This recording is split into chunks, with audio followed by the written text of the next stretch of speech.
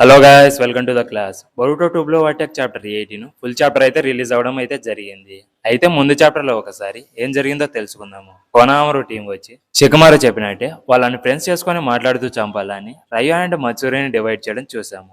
అలాగే కవాకి వచ్చి ఆముడని లిమిట్స్ ని రిమూవ్ చేయమని అడగడం చూసాము. అయితే ఈ చాప్టర్ లో వచ్చి సింజోస్ వేయాస్ కొనామరు టీమ్ తో ఫైట్ అనేది స్టార్ట్ అవుతుంది. దానికి రీజన్ ఎవరు, అలాగే ఆమ్డోడేషన్ కూడా రివీల్ చేయడం జరిగింది. ఇక వీడియోని స్టార్ట్ చేసే ముందు ఈ వీడియోని లాస్ట్ వరకు చూసి like, comment and me friends కూడా షేర్ చేసి మా ఛానల్ కి సపోర్ట్ చేయండి. ఇక లేట్ చేయకుండా వీడియోని స్టార్ట్ చేద్దాం. ఈ చాప్టర్ యొక్క కవర్ పేజ్ లో మనం మత్సూరిని చూసుకోవచ్చు. అలాగే ఈ చాప్టర్ యొక్క టైటిల్ నేమ్ వచ్చి స్లీప్ ఆన్ ఇట్. ఇక చాప్టర్ ఫస్ట్ పేజ్ లో వచ్చి సుమిర ల్యాబ్ లోకి వెళ్తుంది. అక్కడ కవాకి ఆవిడని థ్రెటనింగ్ చేస్తూ తన గొంతుని పట్టుకొని గోడకి ఉండడం చూసి కవాకిని స్టాప్ చేయమని చెప్తుంది. అయితే కవాకి, నువ్వు అంత ఓవర్ యాక్షన్ చేయాల్సిన అవసరం లేదు, నేను కంట్రోల్ లోనే ఉన్నాను, ఇది మా ఇద్దరి మధ్య ఫైట్, నువ్వు దాంట్లో ఇన్వాల్వ్ అవ్వద్దు, ఒకవేళ అయితే ఏం చేస్తానో నాకే తెలియదని చెప్పి ఆవిడతో హానెస్ట్ గా చెప్పాలంటే నువ్వు నా బాడీ పార్ట్స్ ని ఏమైనా చేసుకో, నేనేమీ అనుకోను, బట్ అలా పాస్ట్ లో అనుకున్నాను, కానీ ఇప్పుడు కాదు, నన్ను మాడిఫై చేయాలా లేదా అని ఇప్పుడు నువ్వు డిసైడ్ చేయకూడదు, డిసైడ్ చేస్తే అది నేనే చేయాలి. మళ్ళీ అడుగుతున్నా, నా లిమిటేషన్స్ ని రిమూవ్ చేసి నా అటాకింగ్ రేంజ్ ని ఇంక్రీజ్ చేయి, దీన్ని నువ్వు రెఫ్యూజ్ చేస్తే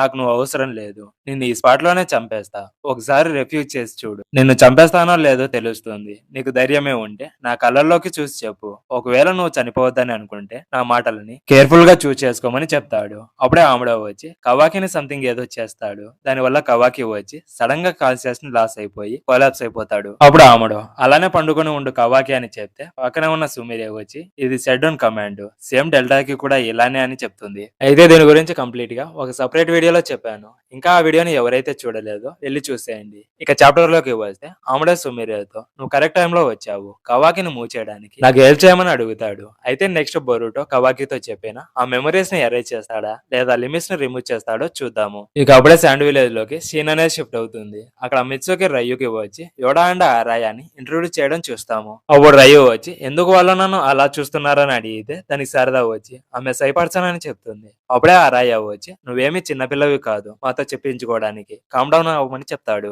అలాగే ఇంకో పక్క మత్సూరి ఇప్పుడు నేను ఎలా ఉన్నానో చెప్తారా అని అంటే నాకు ఖచ్చితంగా తెలియదు, బట్ నీ కండిషన్ ని చూస్తుంటే బాగానే ఉన్నావు, నువ్వు ముందులాగా పేల్గా ఏం లేవు, నాకు తెలుసు నువ్వు బాగానే ఉన్నావు అని చెప్తాడు. అప్పుడు మత్సూరి వచ్చి ముందు నేను ఎందుకు అలా వేడిగా బిహేవ్ చేశానో నాకు తెలియదు, బట్ నీతో మాట్లాడిన తర్వాత కొంచెం కామ్ డౌన్ అయ్యానని చెప్తుంది. అప్పుడు కొన అమరు వచ్చి బికాస్ మనం ముందు మీట్ అవ్వలేదు కాబట్టి అందుకే నువ్వు అలా బిహేవ్ చేసినట్టు ఉన్నావు అని చెప్తే మత్సూరి నీతో మాట్లాడడం నాకు చాలా హ్యాపీగా ఫన్ గా అనిపించింది, నీ వల్లే ముందు ఎలా ఉండేదాన్నో అలా చేంజ్ అయిపోయానని మాట్లాడుకుంటూ ఉంటే నేను కొన అమరుని అని పిలవచ్చా అని అంటుంది. అప్పుడే నరుటో పార్ట్ 1 లో మోగి కొన అమరుని పిలిచి తొందరగా ఇక్కడికి రా అని చెప్తుంది. అది గుర్తు చేసుకుంటూ ఉంటే మత్సూరి వచ్చి కొన అమరు వాట్స్ రాంగ్ ఏమైంది అని అంటే ఏం లేదని చెప్తాడు. ఇక మళ్ళీ శారదా గ్రూప్ ని చూపిస్తారు. అప్పుడు రయ్యు వచ్చి వాళ్ళతో బొరుటోకి సంబంధించి ఏవో హింట్స్ చూసారని చెప్పారు కదా, అవి ఎక్కడ అని అంటే శారదా వచ్చి అవి మాయమైపోయాయి, దాని గురించి మర్చిపోని అంటే అప్పుడు రయ్యు వచ్చి తన ఐరన్ శాండ్ ని యూజ్ చేస్తూ ఉంటే శారదా వచ్చి ఏం చేస్తున్నావు అని అడుగుతుంది. నేను నా ఐరన్ శాండ్ ని ఈ సరౌండింగ్స్ చుట్టూ స్కాటరింగ్ చేస్తున్నాను,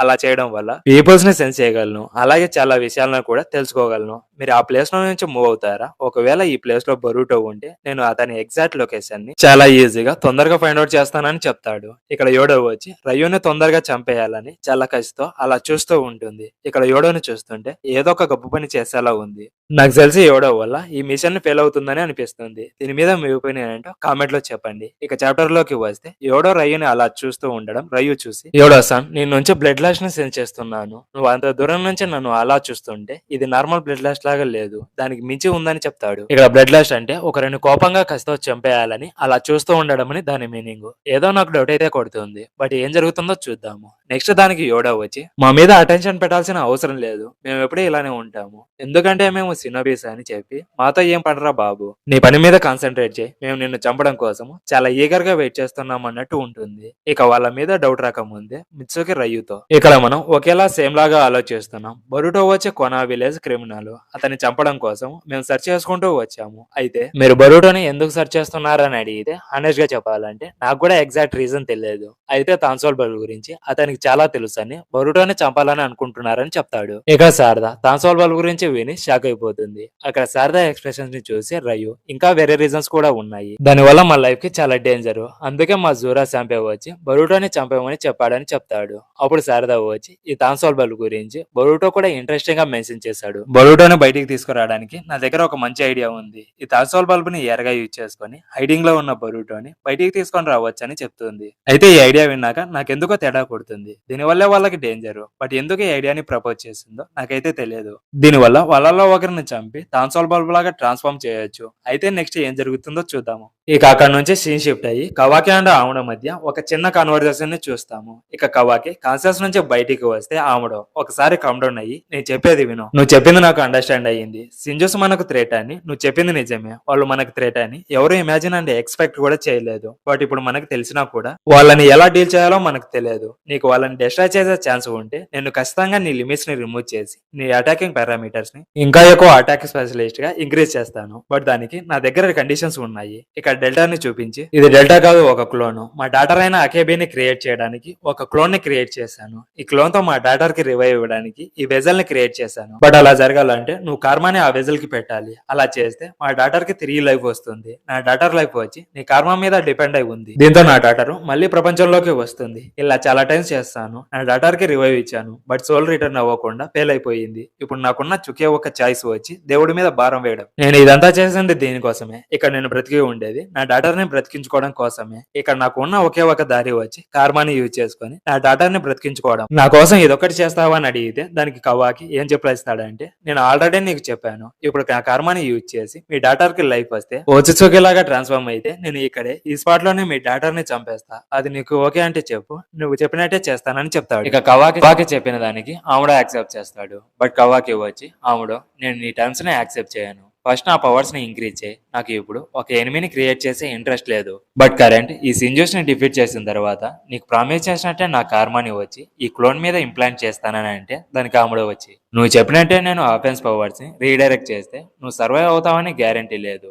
అలాగే మేనేజ్ చేసి సర్వైవ్ అయినా కూడా సింజోస్ నన్ను ఖచ్చితంగా డిఫీట్ చేస్తారు. అప్పుడు నా డ్రీమ్ వచ్చి డెస్ట్రాయ్ అయిపోతుందని చెప్తాడు. అయితే దానికి కవాకి, నాకు ఇప్పుడు కావాల్సింది నేను సర్వైవ్ అవుతానా కాదా అని కాదు, సింజోస్ ని డిఫీట్ చేయడానికి నాకు పవర్ కావాలని. నా గురించి వరి అవ్వడం మానే. నేను మళ్ళీ చెబుతున్నా, నన్ను సింజోస్ కన్నా ఇంకా పెద్ద మాస్టర్ ని చెయ్యి. దానికి సైంటిఫిక్ నింజా టూల్స్ ని యూజ్ చేస్తావో లేదా ఇంకేదేమైనా యూజ్ చేస్తావో నాకు తెలియదు. నా లిమిట్స్ కన్నా ఇంకా పవర్ఫుల్ గా చెయ్యి. అప్పుడు సింజూస్ ని, కోడ్ ని అండ్ బరూటోని కిల్ చేసి నీ డాటర్ కి కార్మాని ఇంప్లాంట్ చేస్తానని చెప్తాడు. అప్పుడే సీన్ అనేది షిఫ్ట్ అయ్యి సెండ్ విలేజ్ లో మిత్సూరి కొనామరుతో, నా లైఫ్ లో ఇది మర్చిపోలేని రోజు. ఎందుకంటే నీతో చాలా సేపు మాట్లాడాను కొనామరు-చాన్, కానీ నేను చాలా కాలం బ్రతకలేకపోయాను. బట్ నాకు చాలా హ్యాపీగా ఉందని చెప్తుంది. అప్పుడు కొనామరు వచ్చి, నేను ఇలా మాట్లాడుతున్నందుకు సారీ, కానీ నన్ను కొనామరు-చాన్ అని పిలవద్దు. నన్ను ఒకే ఒకరు అలా పిలుస్తారు. నువ్వు అలా పిలవడం నాకు కూడా చాలా సర్ప్రైజింగ్ గా ఉంది. కానీ నన్ను అలా పిలవద్దని చెప్తే ఆ పర్సన్ ఎవరు, అది మోగినే కదా, ఆమె నీకు ఏమవుతుందని అంటే ఏం చెప్పకుండా సైలెంట్ గా ఉంటాడు.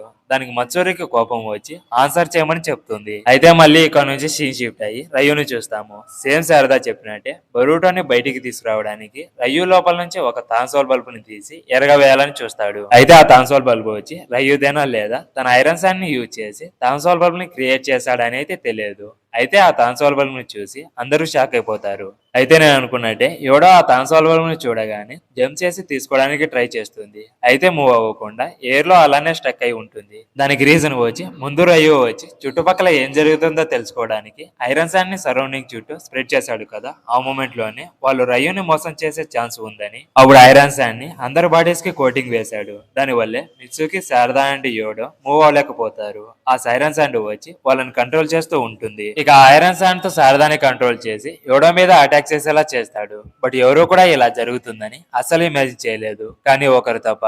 అప్పుడే సడన్ గా అరాయా వచ్చి తన స్వాడ్ ని యూజ్ చేసి ఐరన్ సాండ్ కోటింగ్ ని ఒక అటాక్ తో డిస్ట్రాయ్ చేసి అందరినీ ఫ్రీ చేస్తాడు.